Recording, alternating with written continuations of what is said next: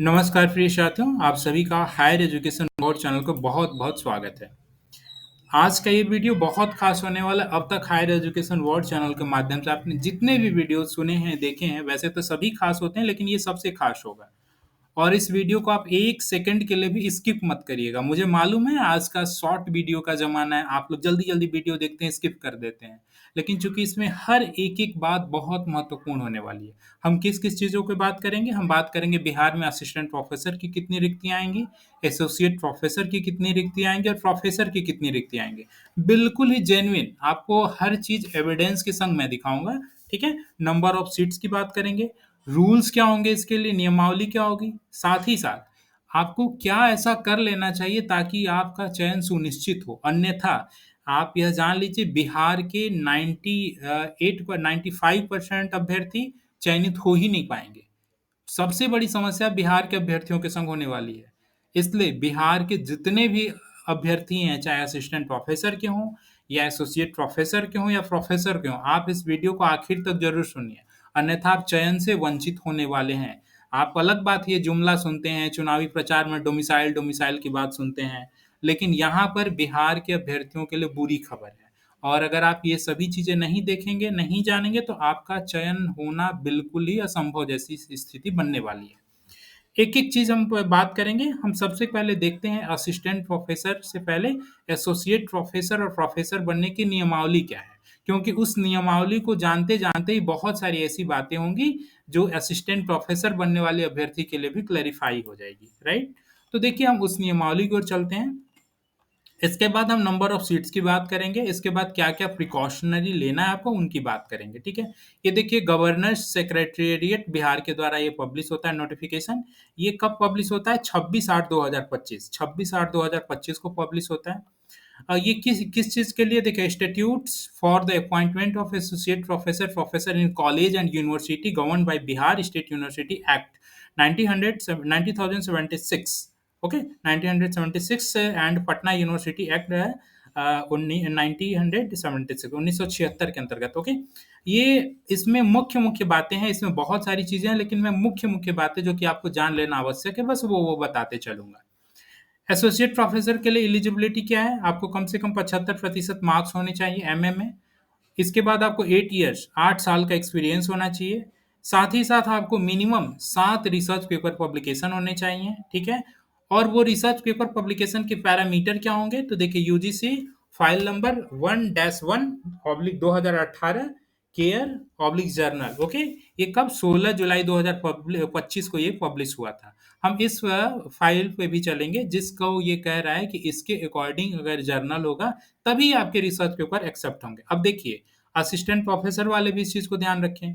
अगर आने वाले समय में असिस्टेंट प्रोफ़ेसर की नियुक्ति प्रक्रिया एपीआई बेस्ड होती है, अर्थात एकेडमिक परफॉर्मेंस इंडेक्स के आधार पे होती है, तो आपके जब रिसर्च पेपर पर जब अंक आवंटित होंगे, तो इसी देख लीजिए यूजीसी के जो फ़ाइल नंबर 1-1/2018 जो फ़ाइल नंबर है, इसमें जो इंस्ट्रक्शन है, उसी इंस्ट्रक्शन को फ़ॉलो करते हुए जो जर्नल होंगे, उसी में आपके पेपर एक्सेप्ट होंगे, अन्यथा वो पेपर एक्सेप्ट नहीं होंगे, राइट?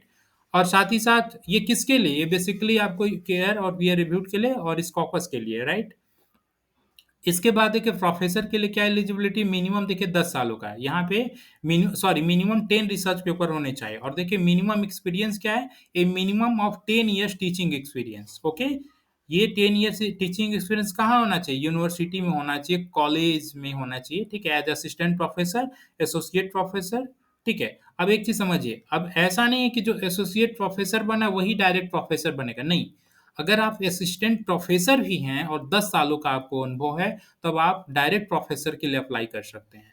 और इसमें एक कंडीशन है कि आपको कम से कम विद एक आपको गाइडेड डॉक्टोरल कैंडिडेट मतलब आप किसी एक का पीएचडी अवार्ड कराए हों, आप डॉक्टोरल के रूप में उनको पीएचडी कराए हों। किसके लिए? प्रोफ़ेसर के लिए, ओके? इस लेकिन हाँ, एसोसिएट प्रोफ़ेसर के लिए ऐसा कोई कंडीशन नहीं है कि आपके द्वारा पीएचडी कराया गया हो, ठीक है? तो आपने क्या देख लिया? प्रोफ़ेसर के लिए एलिजिबिलिटी देखा और एसोसिएट प्रोफ़ेसर के लिए एलिजिबिलिटी देखा।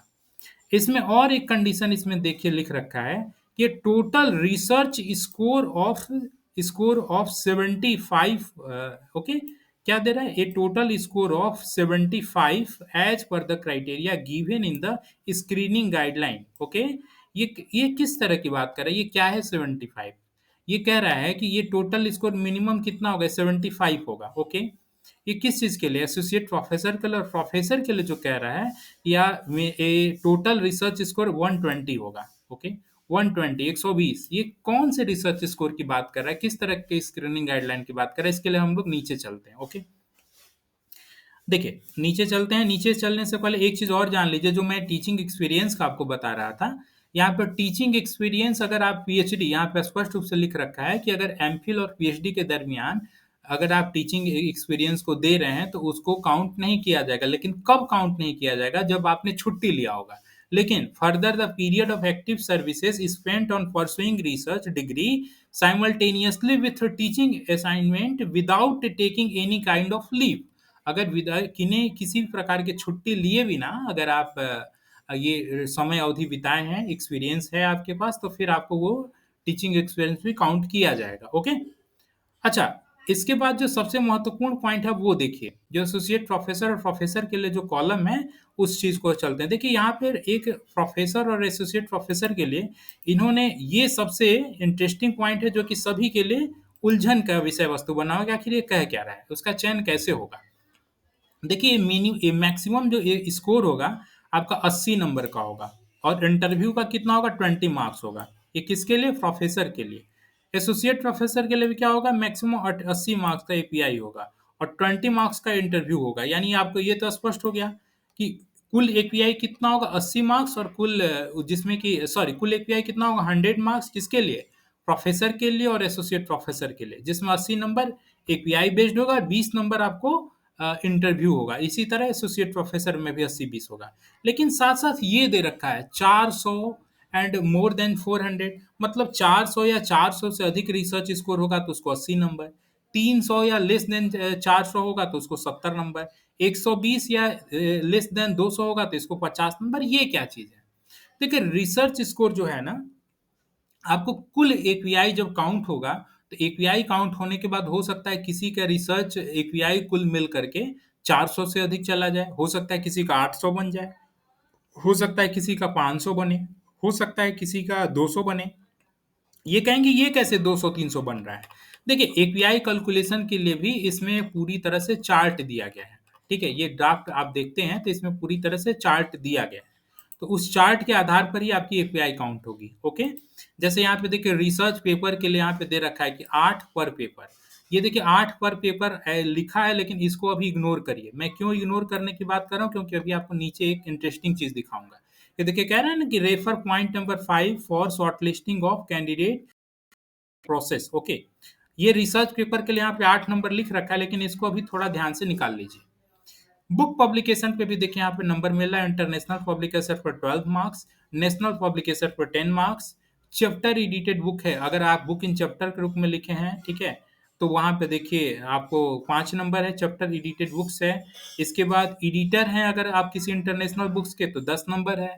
अगर आप एडिटर हैं नेशनल पब्लिकेशन नेशनल पब्लिशर वाले बुक के, तो 8 नंबर है। ओके, इस तरह से इन्होंने दे रखा है। चैप्टर और रिसर्च पेपर पे इन्होंने 3 नंबर दे रखा है। अगर किसी बुक में आप एक से मिनट समझिए, अगर कोई रिसर्च पेपर ऐसा है जिसका आपने क्या किया? ट्रांसलेट किया है ना? Translation work in Indian and foreign languages bye qualified faculties. Okay, अगर आप बुक का ट्रांसलेट किए हैं भाई तो 8 नंबर है। अगर आप रिसर्च पेपर का ट्रांसलेट किए हैं तो 3 नंबर है। तो इस तरह से यहाँ पे अलग अलग अलग अलग ये जो स्कोर है, यहाँ पे देखिए बहुत सारे स्कोर के क्राइटेरिया बनाए गए हैं। यहाँ पे रिसर्च पेपर ही केवल नहीं है, बुक है, बुक के भी अलग अलग प्रकार हैं। ओके, और एक चीज और, आप जुड़े रहिएगा, मैं आपको बताऊंगा कि इसमें भी कितने बड़े स्तर का फर्जीवाड़ा होता है। इसमें बहुत सारे ऐसे बुक्स होंगे कि आपके पास बुक्स के रूप में हैं, लेकिन आपको मालूम ही नहीं कि वास्तव में उसको अंक मिलेगा कि नहीं मिलेगा। उसकी हम जांच कैसे करें? रिसर्च जर्नल की जांच कैसे करें? हम कैसे जाने कि उस पर हमें अंक मिलेगा कि नहीं मिलेगा? वो सब हम बताएंगे। थोड़ा सा धैर्य बना के रखे रहे। बोले ना कि एक सेकंड भी यहाँ पे बेवजह और अतार्किक बातें नहीं होने वाली हैं। इसके बाद और क्या-क्या पे अंक है? इसके बाद आपको अगर कोई आप देखिए पेडागोलॉजी के लिए अगर कोई डेवलपमेंट किए हैं, इनोवेटिव डेवलपमेंट है, ठीक है? इसके बाद आप कोई कोर्स वगैरह डेवलप किए हैं, उसके लिए अलग-अलग अंक है। मूक जो ऑनलाइन कोर्सेज होते हैं, उसमें अगर आप पढ़ाई लिखाए हैं, तो वहाँ के लिए अलग-अलग आपको अलग-अलग अंक डिस्ट्रीब्यूट किए गए हैं। अगर आप कोई ई कंटेंट डेवलप किए हैं, ई कोर्स डेवलप किए हैं, ठीक है? उसके लिए अलग-अलग यहाँ पे अंक हैं।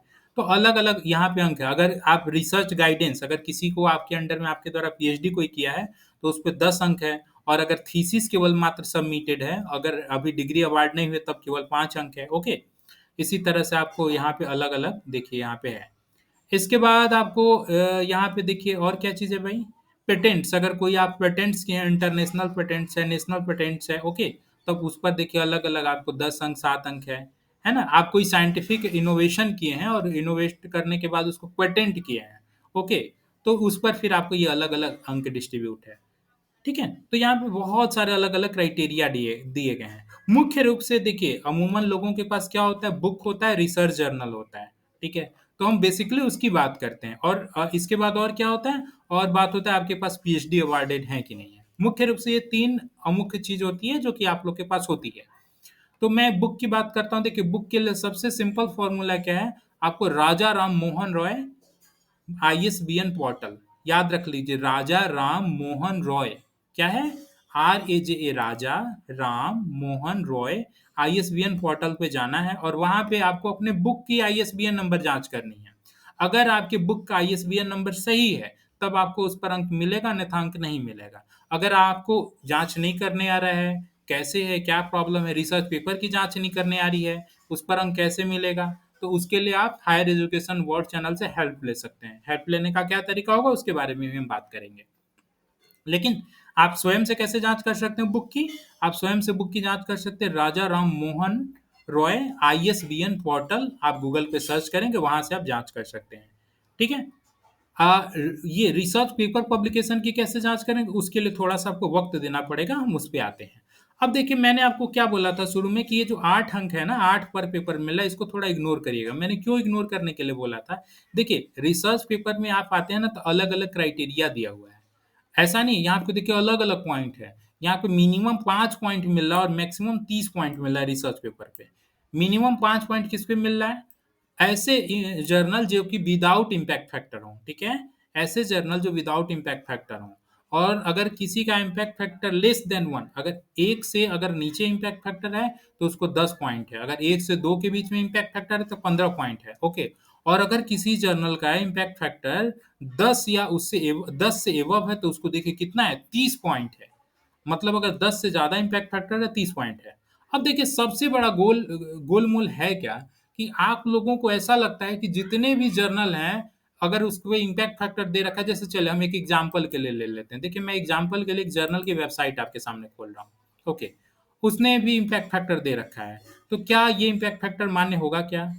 ठीक है, जैसे देखिए ये जर्नल की भी मैंने वेबसाइट खोली है और ये देखिए यहाँ पे इम्पैक्ट फैक्टर दिखा रहा है। क्या दिखा रहा है? 6.876 ओके, ये 6.876 दिखा रहा है ना?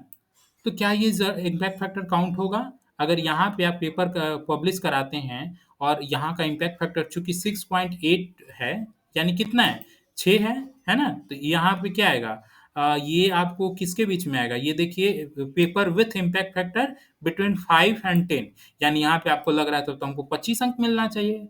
देखिए बहुत बड़ा गोल घपला है। जितने भी पीयर रिव्यूड जर्नल को आप जानते हैं वो भले ही कहीं का इम्पैक्ट फैक्टर दे तो मान के चले वो इम्पैक्ट फैक्टर पर कोई अंक नहीं मिलने वाला है। ओके, कोई अंक नहीं मिलने वाला है। क्यों? क्योंकि देखिए यहाँ पे स्पष्ट रूप से दे रखा है impact factor to be determined as per Thomson Reuters list. देखिए थॉमसन रेउटर्स एक लिस्ट जारी करता है, ठीक है? ये क्या है एक रेटिंग एजेंसी है। कौन? Thomson Reuters. और इसके द्वारा जो इम्पैक्ट फैक्टर दिया जाएगा जिस जर्नल को केवल वही इम्पैक्ट फैक्टर मान्य होगा। आप कहेंगे हम ये कैसे पता करें कि थॉमसन राउटर के द्वारा है कि नहीं है? देखिए अमूमन जो स्कॉपस के जर्नल होते हैं या फिर वेब ऑफ साइंसेस के जर्नल होते हैं जो इंडेक्स जर्नल होते हैं, ठीक है? देखिए यहाँ पे देखिए एक शब्द लिखा हुआ है स्कॉपस इंडेक्स्ड। ये इंडेक्स्ड क्या होता है? इंडेक्स्ड का मतलब ये होता है कि कहीं किसी जर्नल की लिस्ट बनी हो। जैसे आप क्या होता है अगर आप मान लीजिए चलिए हम थोड़ा सा स्कॉपस पे चलते हैं। एक एक चीज बात करेंगे। मुझे मालूम है वीडियो डिटेल हो रहा है लेकिन ये आपके लिए फ्रूटफुल है। ये देखिए मैं स्कॉपस की वेबसाइट पे आ गया हूँ। ये स्कॉपस में क्या है ये बहुत सारे आपको यहाँ पे जर्नल की लिस्ट मिल जाएगी। देखिए यहाँ पे जर्नल की लिस्ट मिल जाएगी, ओके? यहाँ पे देखिए क्या भी दे रहा है 48,954 रिजल्ट्स। मतलब यहाँ पे 48,954 रिजल्ट्स, मतलब इतने जर्नल की यहाँ पे लिस्टिंग अभी है। ओके, 48,954 जर्नल की। तो ये आपको क्या है, ये एक तरह का इंडेक्स है, मतलब इसने एक इंडेक्स बना रखा है कि हाँ ये जर्नल है जो कि मेरे वेबसाइट में है। तो इंडेक्स जर्नल किसे कहा जाता है, वैसे जर्नल को जिसकी एक इंडेक्स कहीं ना कहीं बनी हो। यूजीसी केयर भी क्या था, एक इंडेक्स था, लेकिन चूंकि अब केयर हट गया तो वो भी इंडेक्स नहीं माना जाएगा, राइट। तो इंडेक्स जर्नल में मैंने आपको क्या बताया, थॉमसन राउटर के द्वारा जो आपको इम्पैक्ट फैक्टर दिया गया होगा केवल वही मान्य होगा। तो जितने भी पीयर रिव्यूड जर्नल होते हैं वो समझिए फर्जी होते हैं, ठीक है, फर्जी उनका आईएसबीएन, सॉरी, इम्पैक्ट फैक्टर होता है। देखिए यहाँ पे एक ये एक देखिए कौन है, मैंने आपके लिए एक पीडीएफ जारी किया है, ये देखिए बेल्स लिस्ट। ओके, ये बेल्स लिस्ट ये क्या चीज है, ये देखिए मिसलीडिंग मैट्रिक्स की बातें बता रहे हैं। This list was created by a librarian Jeffrey Beall. Okay, ये देखिए एक लिस्ट इन्होंने बनाया, ये किस तरह का लिस्ट बनाया है, ये देखिए ऐसी एजेंसियों का इन्होंने लिस्ट बनाया है जो मैट्रिक्स, देखिए scholarly matrix at the research article और जर्नल लेवल। मतलब ये भी क्या करते हैं, ये एक लिस्ट इन्होंने बनाया है, ये किस तरह का लिस्ट है, ये क्वेश्चनेबल, आप देख रहे हैं ना, क्वेश्चनेबल कंपनीज। ये क्वेश्चनेबल कंपनीज मतलब ये ऐसी कंपनी का इन्होंने लिस्ट बनाया है जो कि प्रश्न को, इन पर प्रश्न खड़ा होता है, ये फर्जी एक तरह से मानिए, मतलब इनके द्वारा जो, फर्जी इन द सेंस कि ये रिलायबल नहीं है, विश्वसनीय नहीं है। तो इनके द्वारा जितने भी जर्नल को इम्पैक्ट फैक्टर दिया जाता है वो इम्पैक्ट फैक्टर काउंटेड नहीं है। ओके, इम्पैक्ट फैक्टर बिल्कुल काउंटेड नहीं है। आप देख रहे हैं ना, कई लोग देखते हैं, जैसे देखिए अभी हम जिस जर्नल का दिखाए थे, वो जर्नल किसके द्वारा, देखिए दे रहे हैं एस जे आई एफ, मतलब ये इम्पैक्ट फैक्टर किसके द्वारा दिया जा रहा है, एस जे आई एफ के द्वारा दिया जा रहा है, ठीक है। एस जे आई एफ है क्या यहाँ पे, देखिए हो सकता है होगा या हो सकता है नहीं भी होगा। एस जे आई एफ के द्वारा देखिए यहाँ पे है क्या, एस जे आई एफ, अगर आप सर्च करेंगे तो शायद एस जे आई एफ मिल जाएगा, ठीक है। तो यहाँ पे देखिए, ये देख रहे हैं ना, S J I F scientific journal impact factor. Okay, देखें यहाँ पे मिल गया, एस जे आई एफ आपके सामने स्पष्ट रूप से दिख गया। देखिए एस जे आई एफ क्या है, एक तरह से ये क्वेश्चनेबल कंपनीज है। तो देखिए ये जितने भी आपको यहाँ पे अलग अलग कंपनी हैं, ओके, ए ग्लोबल इंडेक्स है, एडवांस साइंस इंडेक्स है, African quality central of journal है, ठीक है, साइट फैक्टर है, ओके, कॉस्मोस इम्पैक्ट फैक्टर है। तो जितने भी ये हैं, ग्लोबल इम्पैक्ट फैक्टर है, जर्नल इम्पैक्ट फैक्टर है, ये जितने भी इम्पैक्ट फैक्टर देने वाली एजेंसी है ये सब क्वेश्चनेबल है। इनके द्वारा दिया हुआ कोई भी जर्नल को इम्पैक्ट फैक्टर काउंट होगा ही नहीं। समझ रहे हैं। तो ये एक लाइब्रेरियन है, इन्होंने एक लिस्ट बनाई, किसकी लिस्ट बनाई, ऐसे कंपनियों की लिस्ट बनाई जो कि फर्जी इम्पैक्ट फैक्टर या फिर उनके इम्पैक्ट फैक्टर प्रश्न चिन्ह के दायरे में, वो रिलायबल नहीं है, विश्वसनीय नहीं है। तो ऐसे कंपनियों द्वारा जो इम्पैक्ट फैक्टर दिया जाता है जिन जर्नल को, तो वो इम्पैक्ट फैक्टर समझिए माने नहीं है। तो एक चीज आप पहले स्पष्ट कर लीजिए, स्पष्ट हो जाइए कि जितने भी लोग ये सोचते हैं कि हाँ मेरा पीयर रिव्यूड जर्नल है और इस पे इम्पैक्ट फैक्टर दिया हुआ है, इसका मतलब ये मान्य होगा, बिल्कुल मान्य नहीं होगा। क्यों? क्योंकि जो थॉमसन राउटर्स है ना, जो थॉमसन राउटर्स की जो लिस्ट प्रोवाइड होती है, इनके द्वारा जो इम्पैक्ट फैक्टर दिया जाता है, एक्चुअल में वही इम्पैक्ट फैक्टर कंसिडरेबल होगा। बाकी जितने भी इम्पैक्ट फैक्टर है उस पर कोई अंक आपको नहीं मिलेगा। मिलेगा उस पर विदाउट इम्पैक्ट फैक्टर पर जो अंक मिलता है वो वाला मिलेगा, मतलब paper in refereed journal without impact factor, okay, ये वाला आपको अंक मिलेगा जो कि 5 पॉइंट है। तो अपने दिमाग से पहली बात तो ये निकाल लीजिए कि अगर आपके जर्नल का इम्पैक्ट फैक्टर 9 है, 7 है, 8 है, 10 है, उस पर किसी भी प्रकार का आपको अंक आवंटित होने जा रहा है। ओके, उस पर किसी भी प्रकार से आपको अंक आवंटित नहीं होने जा रहा है, ठीक है। आप ये चीजें समझ गए हैं।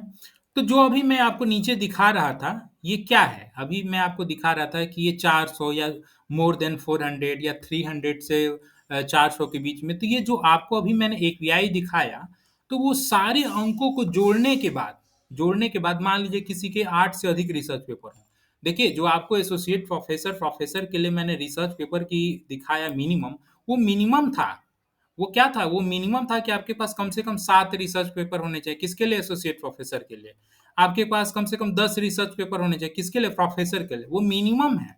किसी के पास 17 भी पेपर हो सकते हैं, वो सारे के सारे काउंट होंगे। किसी के पास 25 भी हो सकते हैं, वो सारे के सारे काउंट होंगे। तो पेपर आपके पास जितना अनलिमिटेड होगा सब काउंट होगा।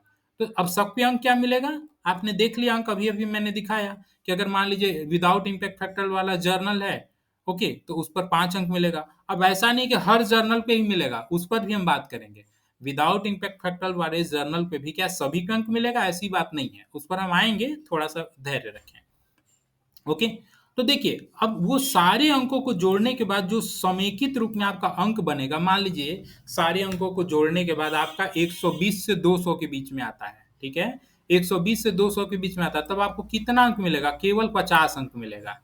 ठीक है, यानी आप प्रोफेसर के लिए अगर अप्लाई करते हैं और आपका कुल अंक 120 से 200 के बीच में आता है, तब फिर आपका एपीआई स्कोर 50 हुआ, और आप अब इंटरव्यू में जितना अंक ला दे उसके आधार पर आपका चयन होगा। इसी तरह एसोसिएट प्रोफेसर में आपका एपीआई अंक मान लीजिए 200 या 300 के बीच में कुल अंक जोड़ने के बाद आता है, तो 200 से 300 कुल अंक जोड़ने के बाद आता है, तो उसको कितना माना जाएगा, उसको केवल 60 अंक माना जाएगा। ठीक है, तो यानी आपका एपीआई स्कोर कुल मिला के कितना बना, 60, और प्लस 20 अंक होगा इंटरव्यू का। ओके, तो अब आप समझ चुके हैं नियमावली। ठीक है, अब मैं जो जर्नल की बात करता था उस पर आता हूँ, इसके बाद फिर मैं आऊंगा किस चीज पर, इसके बाद में आऊंगा आपको कितने अंक आवंटित होंगे, अरे सॉरी, नंबर ऑफ सीट्स कितनी है। ओके, अच्छा एक चीज और, उस पे चलने से पहले हम थोड़ा सा आपको कई लोगों के जो पेपर पब्लिश हैं, चूंकि मैंने आपको बताया कि हायर एजुकेशन बोर्ड चैनल द्वारा आप लोगों को एक ये भी सुविधा प्रोवाइड कराई जाती है कि आप अपने रिसर्च पेपर की जांच करवा सकते हैं, आप अपने बुक की जांच करवा सकते हैं कि हाँ मेरा रिसर्च पेपर वास्तव में एलिजिबल है कि नहीं, वो योग्य जर्नल है कि नहीं, वो पेपर सही उचित मापदंडों पे है कि नहीं। वैसे तो मैंने आपको बताया जांच करने का तरीका, लेकिन इसके बावजूद भी कई लोगों को जांच नहीं करने आता है, तो हायर एजुकेशन बोर्ड से सर्विसेज लेते हैं। वो कैसे सर्विसेज लेते हैं उसके बारे में मैं आपको बताऊंगा। देखिए सिंपल करना क्या है ना, कि आपको देखिए व्हाट्सएप ग्रुप से जुड़ जाना है, वहां पे समय समय पे लिंक आते रहते हैं। ठीक है, आपको सर्विसेज के बारे में लिंक आते रहते हैं। व्हाट्सएप ग्रुप से जुड़ने का देखिए एक सिंपल प्रोसेस क्या है, आपके स्क्रीन पे देखिए क्यूआर कोड आ रहा है, राइट, आपकी स्क्रीन पे क्यूआर कोड आ रहा है। आप अभी इस वीडियो को यहाँ पे पॉज करके, इस वीडियो को पॉज करके चाहेंगे तो इसको स्कैन कर लेंगे, स्कैन करके सीधे आप ग्रुप में जुड़ जाएंगे। ओके, एक चीज याद रखें, जो पहले से ही हायर एजुकेशन बोर्ड के या तो ग्रुप नंबर 1 या 2 या 3 में जुड़े हैं तो आप इसमें मत जुड़िएगा। देखिए ग्रुप नंबर 4 है, अगर पहले से आप किसी भी ग्रुप 1 या 2 या 3 में जुड़े हैं तब आपको इसमें जुड़ने की कोई आवश्यकता नहीं है, ये नए लोगों के लिए है।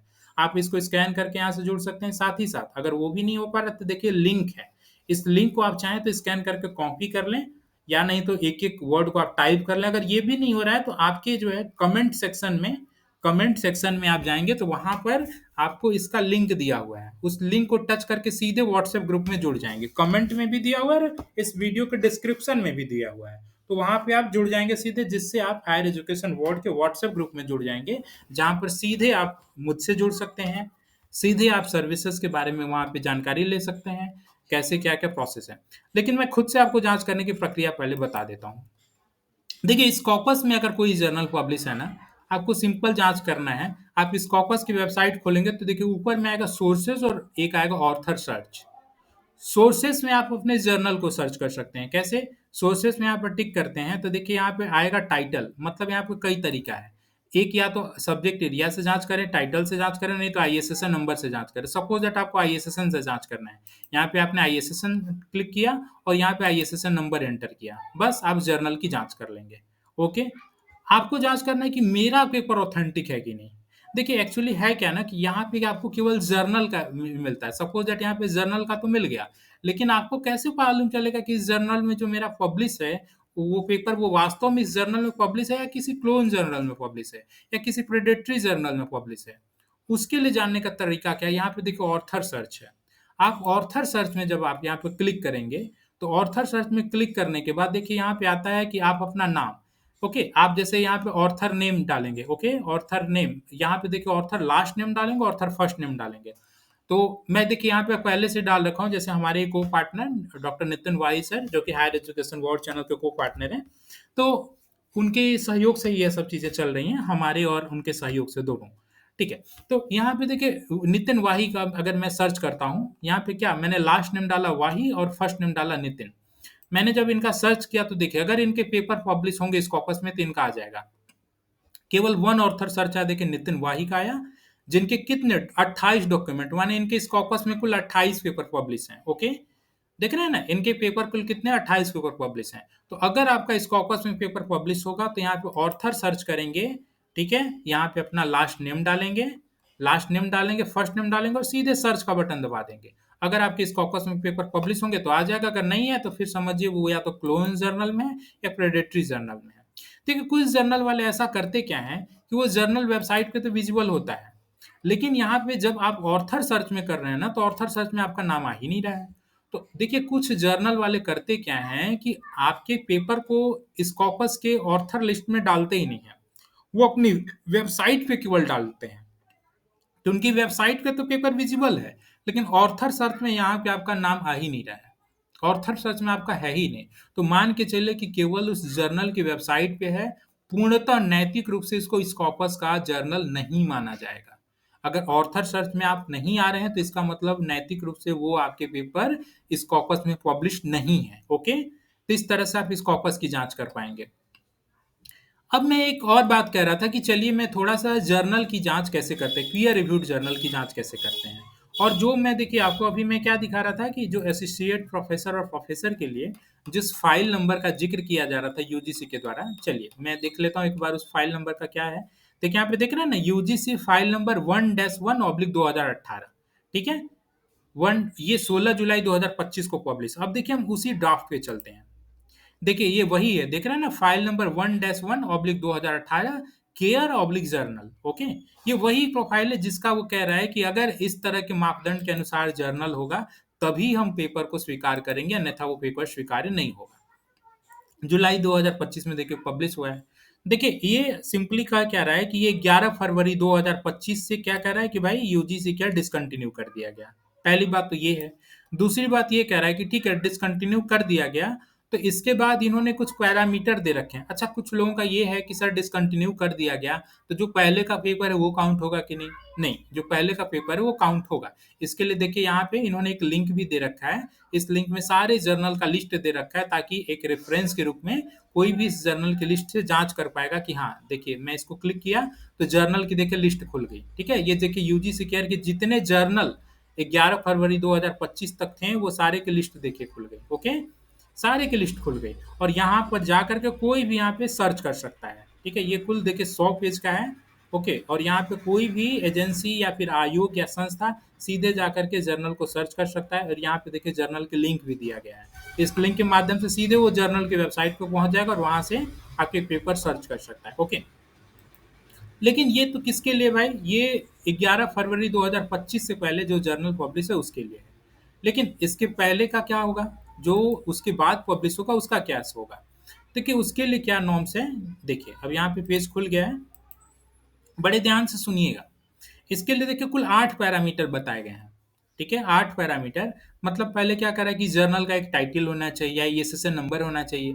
आईएसएसएन नंबर की जांच कैसे करेंगे, सिंपल आईएसएसएन नंबर की अगर आपको जांच करना है, आपको डाउट है कि मेरा पेपर कहीं ऐसा तो नहीं है कि ये जर्नल का आईएसएसएन नंबर ही फर्जी है, तो आप सिंपल देखिए गूगल पे सर्च करेंगे आईएसएसएन पोर्टल, आईएसएसएन पोर्टल पे सर्च करेंगे और यहाँ पे देखिए टाइप आईएसएसएन और टाइटल, यहाँ पे आईएसएसएन नंबर टाइप करेंगे और सर्च करेंगे, सीधे आपके जर्नल का यहाँ पर डिटेल्स आ जाएगा। अगर वो आईएसएसएन डिटेल्स आ रहा है इसका मतलब जर्नल बिल्कुल ऑथेंटिक है। ओके, इसके बाद और क्या देखेंगे, पीरियोडिसिटी और कंटिन्यूटी, मतलब वो जर्नल की, जैसे सपोज दैट मैं एक जर्नल आपके सामने यहाँ पे खोल भी ले रहा हूँ एग्जाम्पल के लिए। ठीक है, या छोड़िए अगर मैं किसी जर्नल को एग्जाम्पल के लिए खोल लूंगा तो ऐसा लगेगा कि मैं किसी जर्नल को प्रमोट या पेड कर रहा हूँ। ठीक है, तो वो खोलना सही नहीं होगा। बस आप सिंपली ये समझिए कि इन्होंने जो 8 पैरामीटर बना रखे हैं ना, लगभग समझिए सारे के सारे ही जर्नल कुछ फॉलो कर रहे हैं और कुछ पैरामीटर को फॉलो नहीं कर रहे हैं।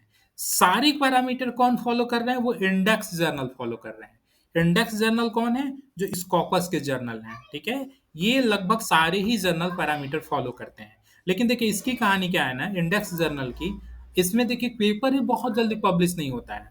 इसमें आपको देखिए आप लोगों को लगता है कि इंडेक्स जर्नल में तो पेपर बहुत जल्दी पब्लिश हो जाता है। ठीक है, ऐसी बात नहीं है, यहाँ पे देखिए समय लगता है।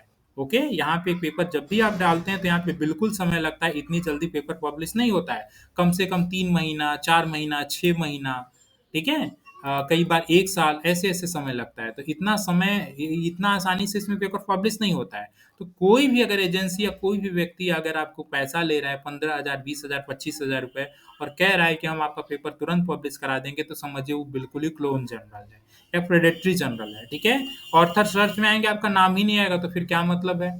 ओके, तो इस तरह के जर्नल से आप दूरी बना लें। तो देखिए फिर हम लोग करें क्या, जैसा कि मैंने बताया कि जो आठों पैरामीटर हैं, अगर ये आठों पैरामीटर सारे के सारे पीयर रिव्यूड वाले जर्नल फॉलो नहीं कर रहे हैं तो हम करें क्या। देखिए इसके लिए आपको सिंपल क्या करना है कि ये जो आठों पैरामीटर में जो अधिकतम से अधिकतम पैरामीटर फॉलो कर रहा है बस उसको आप सेलेक्ट कर लीजिए। ओके, जो जर्नल अधिकतम से अधिकतम पैरामीटर को फॉलो कर रहा है उस जर्नल को आप कंटिन्यू करिए, बाकी को आप मत फॉलो करिए।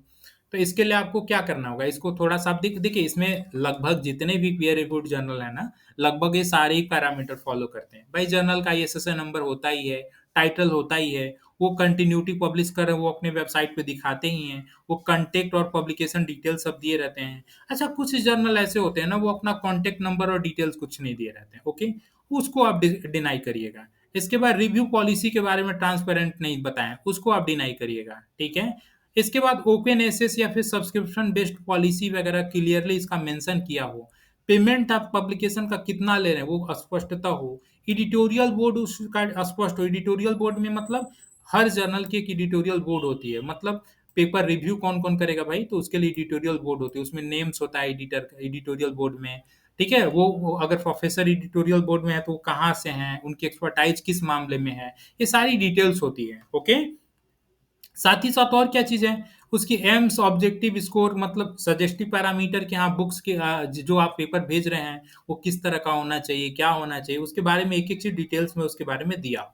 साथ ही साथ और क्या है भाई, और देखिए बिब्लियोग्राफी, इसके बाद आपको लिटरेचर साइटेशन ये सभी चीज़ें मेंशन हो, फॉन्ट डिजाइन, किस तरह से आपका पेपर पब्लिश हो करना है, कैसे पेपर भेजना है, ये सब कुछ वहाँ पे मेंशन हो, ओके।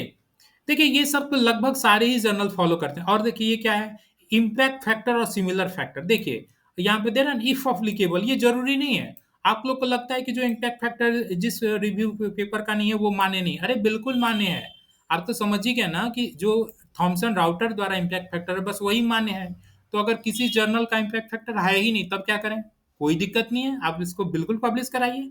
अरे अगर 9 इम्पैक्ट फैक्टर हो, 10 इम्पैक्ट फैक्टर हो और वो इम्पैक्ट फैक्टर का कोई वेटेज ही नहीं मिल रहा तो फिर क्या मतलब है इम्पैक्ट फैक्टर का। और मैंने बताया कि थॉमसन राउटर का इम्पैक्ट फैक्टर किसको मिलता है, अमूमन स्कॉपस जर्नल को, इंडेक्स वेब ऑफ साइंसेस को, एबीडीसी जर्नल को, ठीक है। तो इम्पैक्ट फैक्टर के पीछे मत भागे। और देखिए स्पष्ट रूप से गाइडलाइन भी इन्होंने दे रखा है, इफ अप्लीकेबल, अगर अप्लीकेबल है तब, नहीं तो कोई दिक्कत नहीं है, ओके। इसके बाद और क्या कर रहा है भाई, जर्नल इम्पैक्ट क्राइटेरिया, ठीक है। सेल्फ साइटेशन देखिए should be with in prescribe range compared peer journal, मतलब अगर आपको ये साइटेशन कर रहा है, साइट स्कोर उसका क्या है, ठीक है। अगर इम्पैक्ट फैक्टर वगैरह अगर है, journal citation over a specific period, मतलब स्पेसिफिक पीरियड बारे में वो बताएगा सारी चीज़ें। तो ये सब चीज़ें देखिए क्या करे भाई, सजेस्टिव पैरामीटर किसके लिए है, choice of peer reviewed journal, okay. Using the above parameter faculty member student में choose peer reviewed journal, okay, tailored to their specific discipline and research focus area for publishing their research work, okay. ये सारी बातें बता रहा है कि आप इस पैरामीटर को देख करके आप जर्नल का चूज कर सकते हैं, ठीक है। ये सारी चीजें आपने देखा, मैंने आपको क्या बताया कि ये सारी चीज़ों को देखने के बावजूद भी अगर आपको अपने पेपर पे कंफ्यूजन है, डाउट है कि आपका पेपर एक्सेप्ट होगा कि नहीं होगा, तो एक चीज स्टेप और मैं आपको आगे दिखा रहा हूँ। देखिए आयोग के पास या किसी एजेंसी के पास आपको जर्नल को इतना जांच करने की कई बार फुर्सत नहीं होती है, तो वो इसकी फिर क्या करते हैं, इसके लिए एक सिंपल फॉर्मूला क्या अपनाते हैं कि आपके रिसर्च पेपर की जांच करते हैं। आपकी रिसर्च पेपर की क्वालिटी ही बता दे कि हाँ पेपर सही जगह है या नहीं अच्छी जगह है। अगर क्वालिटी अच्छी नहीं होगी तो फिर उसके आधार पर अंक कट जाएगा। और अगर मैं बिहार राज्य विश्वविद्यालय सेवा आयोग की बात करूं तो वो अब तक तो यही कर रहा है, वो क्वालिटी के बेसिस पे पेपर पे अंक काटा है, न कि रिसर्च जर्नल की क्वालिटी के बेसिस पे। आपके पेपर की जो क्वालिटी है ना उसके आधार पे अंक काटा है, ओके, आपके पेपर की क्वालिटी के आधार पे। देखिए और देखिए वो अंक काट सकते हैं, स्पष्ट रूप से देखिए यहाँ पे कहा भी जा रहा है। देखिए यूजीसी का लेटर है जो कि 2019 में ही आया था। ये कब आया था, जब यूजीसी केयर पहली बार आया था तब उस समय देखिए कहा गया था कि the vice chancellor selection committee, screening committees, research supervisor, all any expert involved academic performance evaluation assessment are hereby advised to ensure that their decision in case of selection, promotion, credit allotment, award of research degree etc must be based on the quality published work rather than just number of mere presence in peer reviewed, okay, मतलब ये कह रहा है कि केवल number of paper के आधार पे आप ऐसा ना करिएगा कि उनको अंक दे दीजिएगा। आप खुद से देख लीजिएगा कि उनके जर्नल कैसे हैं, उनके पेपर कैसे हैं, उसके आधार पे अंक दीजिएगा। ये यूजीसी दे रहा है लिबर्टी वाइस चांसलर को, सिलेक्शन कमिटीज को। ओके, तो इसलिए आपको वो अंक कट सकता है। अब देखिए, मैंने आपको क्या बताया कि सारे जर्नल की एक एक की जांच करना मुश्किल है, तो वो क्या करते हैं, आपके पेपर की क्वालिटी जांच करते हैं। अब देखिए, पेपर की क्वालिटी के लिए कुछ कुछ मापदंड मैं आपको यहाँ पे बता दे रहा हूँ। देखिए, बिहार राज्य विश्वविद्यालय सेवा आयोग का ही आरटीआई लेटर है। जिनका जिनका अंक कटा, तो उन्होंने आरटीआई से जवाब मांगा कि आखिर मेरा अंक कटा तो कैसे कटा। तो देखिए, इन्होंने कुछ कुछ जवाब दिया जिसके बिहाफ पे भी आप समझ सकते हैं, ये आप तकनीकी अपना करके आप अपने पेपर को कटने से बचा सकते हैं। क्या है भाई, शोध पत्र में देखिए यहाँ पे इनको 8 अंक मिला। ओके, एक अंक एक शोध पत्र पर संदर्भ संख्या अंकित नहीं रहने के कारण शून्य अंक प्रदान किया गया। मतलब आपकी संदर्भ संख्या ही नहीं अंकित हो, मतलब रेफरेंस नंबर ही कोई अंकित ना हो। ओके, तो इसके आधार पे भी अंक कट जाएगा। रेफरेंस नंबर अंकित ना हो मतलब होता क्या है ना कि आप साइटेशन नहीं करते हैं कई बार। साइटेशन क्या होता है, जैसे आप कोई चीज को उद्धरण, हिंदी में अगर बोले तो उद्धरण करना। कई कई पेपर मैंने हमारे पास जब इवेल्युएशन के लिए आती है तो हम देखते हैं कि उसमें कोई उदाहरण किया ही नहीं गया। उदाहरण क्या होता है, मतलब आप रेफरेंस में ढेर सारी चीजें दे दी हैं, लेकिन आप उसको कहीं भी ये कोट किए ही नहीं कि ये रेफरेंस का प्रयोग कहाँ पे हुआ है। ओके, और देखिए क्या है भाई, देखिए ये भी आरटीआई है, Bihar state university service commission का। ये देखिए इनकम्प्लीट आर्टिकल, अगर उन्होंने फुल आर्टिकल मांगा है तो आप आधा अधूरा आर्टिकल भेजेंगे तब भी देखिए अंक कट जाएगा। यहाँ पे देख पा रहे हैं, इनकम्प्लीट आर्टिकल के आधार पर अंक कट गया है। अगले आरटीआई को हम देखते हैं। देखिए इसमें देखिए क्या है, ये देखिए पेपर में छपा था, एक विश्व मनीषा जर्नल में प्रकाशित शोधार्थी के शोध आलेख की प्रति और मूल आईएसएसएन में भिन्नता पाया गया। मैंने क्या बोला, देखिए आईएसएसएन नंबर में भी भिन्नता पाई जा सकती है। देखिए आईएसएसएन नंबर के पोर्टल पे आपके आईएसएसएन नंबर की जांच करने के बाद हो सकता है उस जर्नल का नाम कुछ और हो, और आपने जो प्रकाशित करा है उस जर्नल का कुछ और नाम हो, तब भी अंक कट जाएगा। भाई मूल आईएसएसएन नंबर जिस जर्नल के नाम पे मिला है वही जर्नल का तो आखिर मान्य करेगा। तो इस आधार पे भी देखिए इनका अंक कट गया।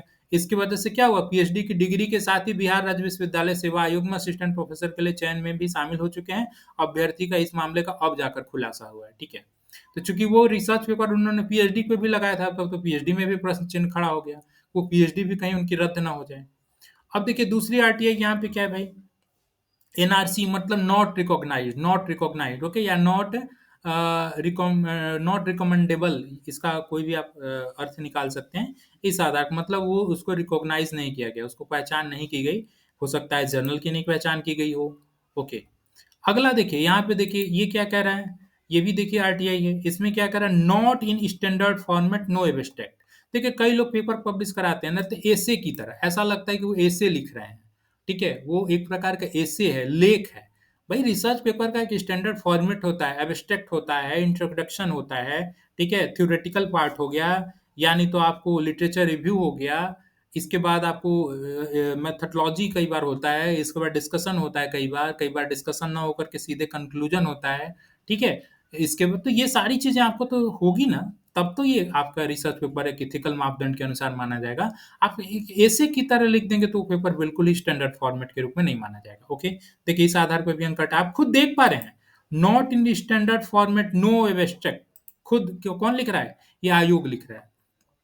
और क्या कारण है भाई अंक कटने के, और देखिए क्या कारण, all paper have no mention place of work और एड्रेस ऑफ सुपरवाइजर। देखिए कई मेरे पास पेपर इवेल्युएशन के लिए आए, उनका कोई place of work he mention नहीं है। ओके, आप पेपर वहां पे पब्लिश कराए हैं, सपोज दैट कोई राहुल देव वर्मन नाम के व्यक्ति हैं। अब राहुल देव वर्मन के नाम पे पेपर पब्लिश है, और राहुल देव वर्मन का कोई ना प्लेस ऑफ वर्क है ना कोई आइडेंटिटी है, तो भाई राहुल देव वर्मन तो कोई भी हो सकता है। किस राहुल देव वर्मन का ये पेपर है, कैसे पता चलेगा, इसलिए भी आपके अंक कट जाएंगे।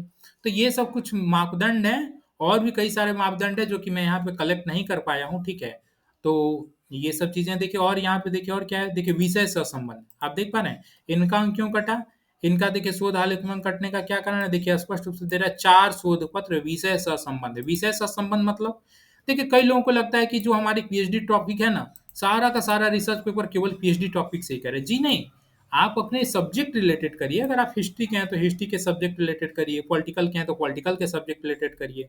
विषय से संबंध का ताल्लुक बिल्कुल यह नहीं है कि आपकी थीसिस के टॉपिक से असंबंध। ओके, आप अपने सब्जेक्ट से रिलेटेड पेपर पब्लिश करिए। ओके, ये सब चीजें हैं। तो ऐसे ऐसे बहुत सारे पॉइंट्स हैं जिनके आधार पे अंक कटा है, जो कि मैं आपको कुछ चीजें यहाँ पे दिखाया हूँ।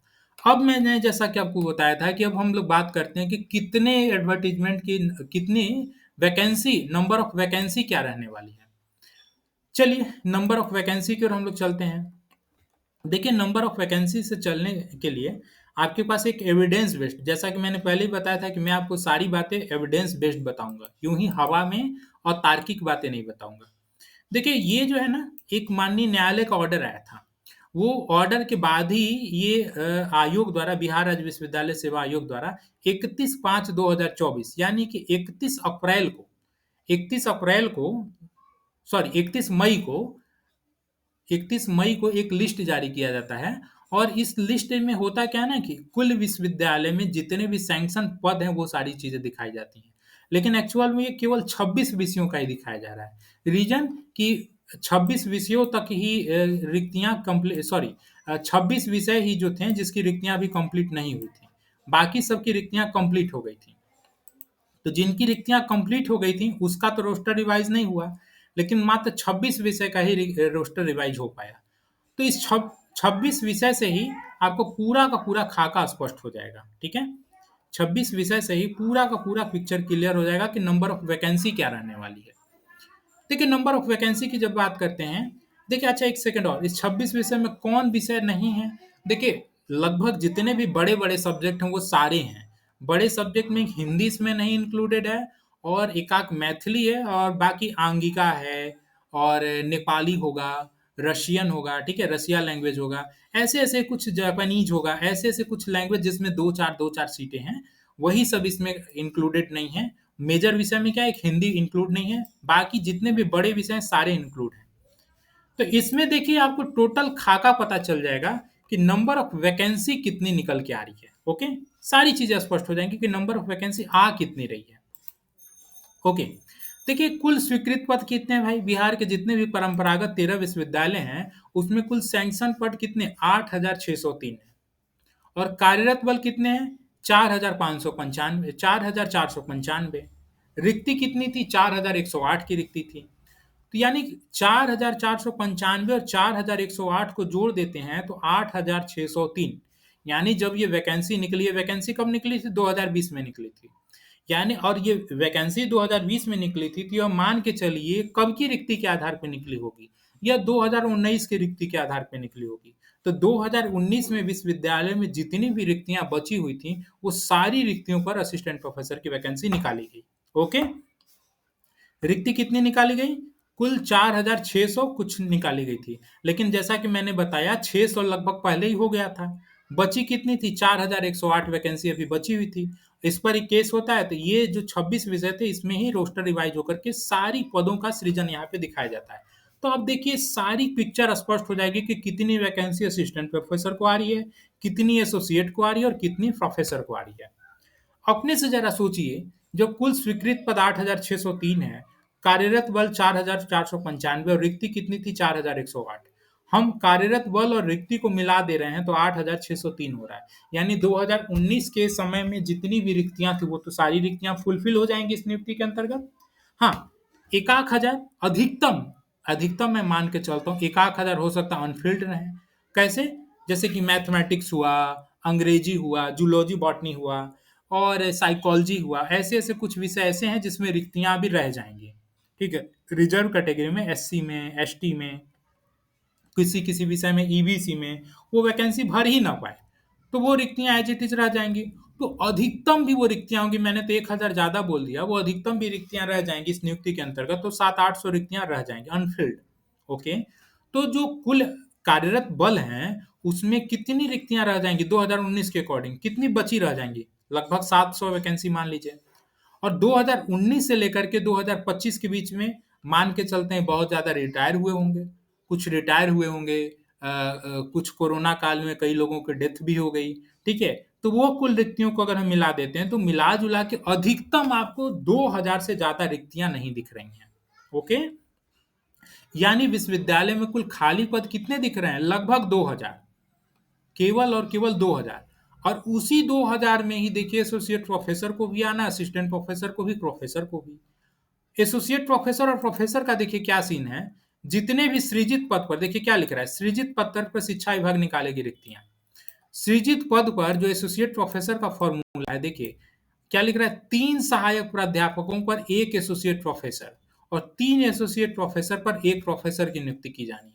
तो जब 3 सहायक प्रोफेसर पर 1 असिस्टेंट प्रोफेसर एसोसिएट प्रोफेसर बनेंगे और 3 एसोसिएट प्रोफेसर पर 1 प्रोफेसर बनेंगे, तो लगभग जो हम लोगों के पास 2000 रिक्तियां भी हमने देखी, तो वो सारी रिक्तियां तो फिर इसी से फुलफिल हो जाएंगी। सारी रिक्तियां तो फिर इन्हीं एसोसिएट प्रोफेसर और प्रोफेसर से ही लगभग फुलफिल हो जाएंगी। तब असिस्टेंट प्रोफेसर की रिक्ति दिख कहाँ रही है?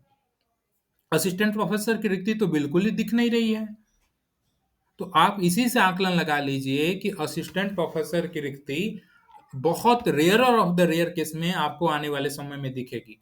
अगर रिक्ति दिखेगी भी तो कब दिखेगी? जब सीटों का सृजन होगा, नए स्वीकृत पद होंगे। ठीक है, जब तक नए स्वीकृत पद का सृजन नहीं होगा तब तक यहाँ पे असिस्टेंट प्रोफेसर की रिक्ति आपको शायद ही देखने को मिले। हाँ, जैसे देखिए ऐसा नहीं है कि सृजन नहीं हो रहा है, देखिए कुछ कुछ सृजन हुआ भी है। जैसे आप देखिए ये लेटर है शिक्षा विभाग का ही, इसके अंतर्गत देखिए कुल 526 पदों का सृजन हुआ, जिसमें 422 असिस्टेंट प्रोफेसर का यहाँ पे, सॉरी ये यहाँ पे प्रधानाचार्य से लेकर के प्रोफेसर से लेकर के एसोसिएट प्रोफेसर से लेकर के असिस्टेंट प्रोफेसर सबका यहाँ पे सृजन हुआ। ठीक है, अलग अलग कॉलेजेस में। ठीक है, यहाँ पे दिख भी रहा है आपको, इतिहास विषय में कितना है, उर्दू विषय में कितना है।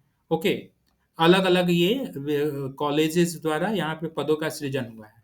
ये कितने पदों का सृजन हुआ है नए सृजित पद? ये कुल सृजित पद है आपको 526, जिसमें से 422 ही शैक्षणिक पद है, जिसमें शैक्षणिक पद में आपको assistant professor, professor, associate professor, प्रधानाचार्य सब होगा।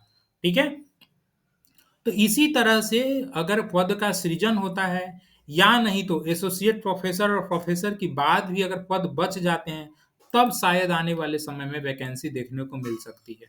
तो ये इंस्टीट्यूट आने के बाद एसोसिएट प्रोफेसर का यह कहना बड़ा मुश्किल है कि नए असिस्टेंट प्रोफेसर की बहाली आ भी रही है। ऐसा नहीं है कि नहीं आएगी, आने वाले समय में आ भी सकती है अगर सरकार की मंशा अच्छी रही तो।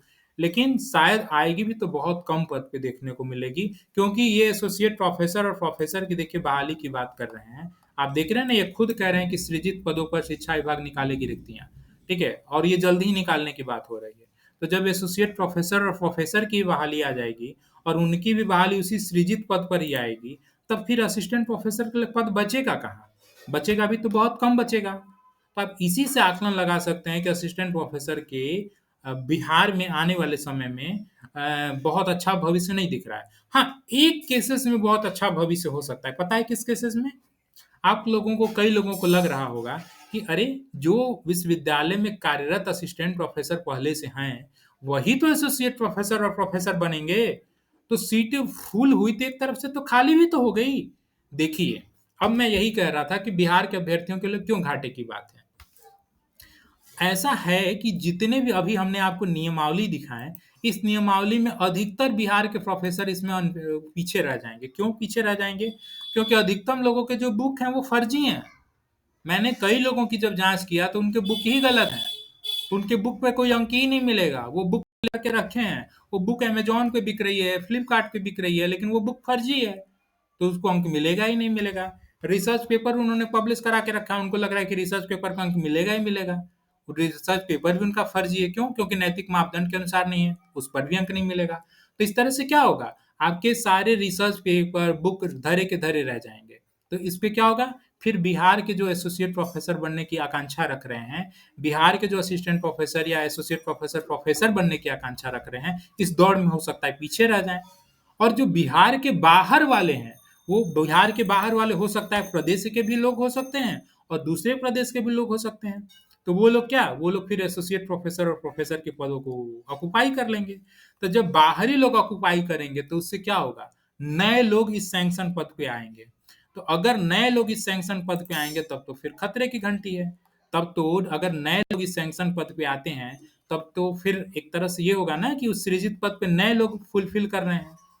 तो बिहार के लिए अच्छा क्या होगा, बिहार के लिए अच्छा तब होगा जब बिहार के ही विश्वविद्यालयों कॉलेजों में कार्यरत असिस्टेंट प्रोफेसर भविष्य में एसोसिएट प्रोफेसर बने, प्रोफेसर बने, तब जाकर के बिहार के लोगों के लिए बेनिफिट होगा। ओके, तो इसके लिए मैं बार बार आपसे कह रहा हूँ, बिहार के हित के लिए है यह। जितने भी बिहार के असिस्टेंट प्रोफेसर हैं, जिनकी एक्सपीरियंस आपको कम से कम 8 वर्ष हो चुकी है, ठीक है। आप देखा अभी आपने एसोसिएट प्रोफेसर के लिए, और प्रोफेसर के लिए भी आपने देखा। अगर उतनी ईयर आपने कंप्लीट कर लिया है तो प्लीज आप अपने एपीआई को अभी से जांच वगैरह कर लें। ओके, और एक चीज मैं और बताना चाहूंगा, देखिए हायर एजुकेशन वर्ल्ड चैनल इसमें आपकी अधिक से अधिक हेल्प कर सकता है आपकी एपीआई को बढ़ाने में। हायर एजुकेशन वर्ल्ड चैनल खुद भी एक पब्लिकेशन हाउस के रूप में बन चुका है, और इसके माध्यम से आप बुक पब्लिकेशन करा सकते हैं। देखिए बहुत सारे लोग के पास तो अपनी थीसिस है, थीसिस को भी एक बुक पब्लिकेशन के रूप में पब्लिकेशन करा करके उस पर अंक ले सकते हैं। हायर एजुकेशन वर्ल्ड चैनल एक नेशनल पब्लिशर हाउस हो गया है, और उसके माध्यम से आप बुक पब्लिकेशन करा सकते हैं, और बुक पब्लिकेशन करा के आप एपीआई अपनी बढ़ा सकते हैं। साथ ही साथ और क्या कर सकते हैं, आपके पास अभी भी समय है, अच्छे अच्छे रिसर्च पेपर जल्दी जल्दी निकाल करके अपनी एपीआई बढ़ा लें, ठीक है।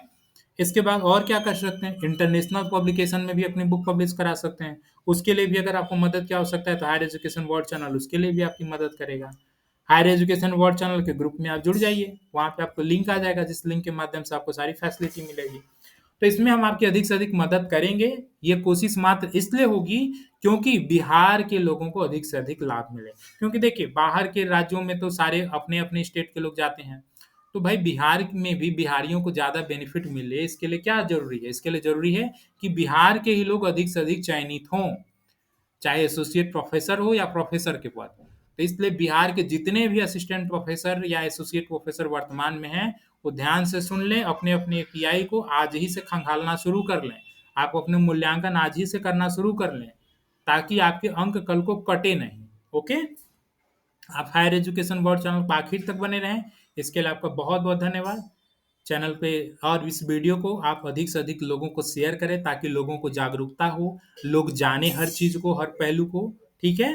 और एक चीज़ और मैं कहना चाहूँगा, अगर आप नए जुड़े हैं तो चैनल को सब्सक्राइब कर लें, ताकि आपको सभी इन्फॉर्मेशन समय पे मिलती रहे। चैनल पर आखिर तक बने रहें, इसके लिए आपका बहुत बहुत धन्यवाद। Thank you so much.